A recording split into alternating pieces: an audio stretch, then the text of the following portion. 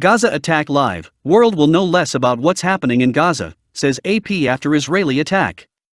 Israel Gaza attack today. Live news updates. The airstrike Saturday came roughly an hour after the Israeli military ordered people to evacuate the building. There was no immediate explanation for why the building was targeted. An Israeli airstrike has destroyed a high-rise building that housed the Associated Press offices in the Gaza Strip. The airstrike Saturday came roughly an hour after the Israeli military ordered people to evacuate the building. There was no immediate explanation for why the building was targeted. The building houses the Associated Press, Al Jazeera, and a number of offices and apartments.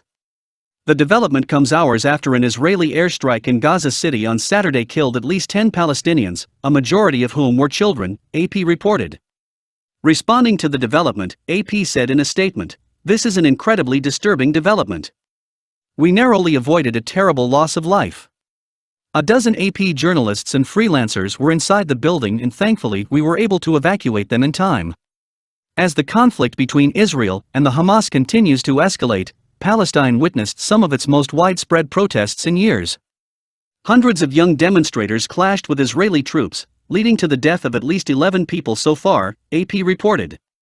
Since Monday night, Hamas has fired hundreds of rockets into Israel, which has pounded the Gaza Strip with strikes.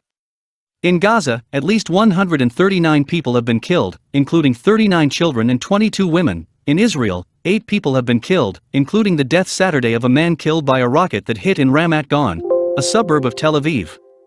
Meanwhile, Saudi Arabia has called for foreign ministers of the world's largest body of Muslim nations to hold a meeting Sunday. The gathering is to discuss Israeli acts of violence against Palestinians and the Israeli police's use of force against protesters at al-Aqsa Mosque in Jerusalem. The kingdom will host the virtual summit, gathering ministers of the 57-nation Organization of Islamic Cooperation to discuss the Israeli aggression in the Palestinian territory, particularly acts of violence in the vicinity of al-Aqsa Mosque, the body said Saturday.